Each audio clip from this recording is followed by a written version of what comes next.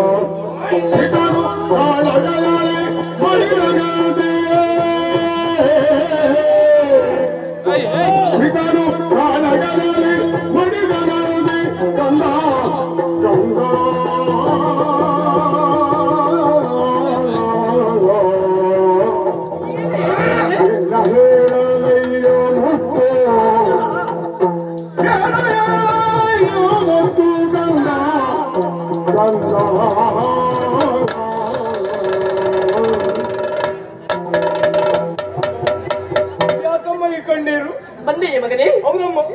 ಬಂದು ನಿನ್ನಮ್ಮನ ಮುಖವನ್ನು ಕಂಡೆಯ ಮಗನೇ? ಹೌದು ತಾಯಿ.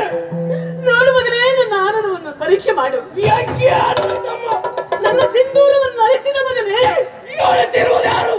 ನನ್ನ ಕೊರಳಲ್ಲಿ ಪ್ರಜ್ವಲಿಸುತ್ತಿರುವಂತ ಮಾಂಗಲ್ಯವನ್ನೇ ಹರಿದ ಸೌಭಾಗ್ಯ ದೇವತೆಯಾಗಿ ಬದುಕಬೇಕಾದಂತ ನನ್ನ ಆಶಾ ಗೋಪುರವೇ ನಿತ್ಯ ದೂರಾಗಿ ಹೋಯಿತು ಮಗನೇ. ಯಾಕಮ್ಮ? ನೀನೇನು ತಿಳಿಯದೇ ಇದ್ದವರಲ್ಲ. ಯೋಚನೆ ಮಾಡು ಮಗನೇ. ಏನಮ್ಮ? ಹಕ್ಕಿನ ಪ್ರಕಾರ ನಾಲ್ಕದ ಅಧಿಕಾರ ನಮಗೆಲ್ಲವೂ ಸಿಗಬೇಕು. ಅದನ್ನು ಪಡೆಯುವುದಕ್ಕೆ ನಿನ್ನೆಯ ದಿನ ನಿನ್ನ ತಂದೆ ಸೈನ್ಯ ಸಮೇತರಾಗಿ ಹೋದವರು. ನಮ್ಮ ವಿಚಾರ ಹೋದ ವಿಷಯವನ್ನು ತಿಳಿದಂತಹ ದೇವತೆಗಳೆಲ್ಲ ಯುದ್ಧ ಸನ್ನದ್ಧರಾದರಂತೆ ಮಗನೇ.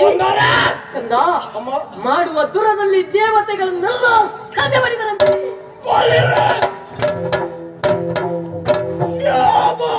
ಸಂತೋಷ ಪಟ್ಟಯ್ಯ ಮಗನೇ. ಆ ಸಂತೋಷವನ್ನು ಕೊನೆ ತನಕ ಉಳಿಸಿಕೊಳ್ಳುವುದಕ್ಕೆ ಯೋಗ ಬೇಕಲ್ಲ ಮಗನೇ. ಏನಾಯ್ತು? ಯಾಕಾಯ್ತಮ್ಮ?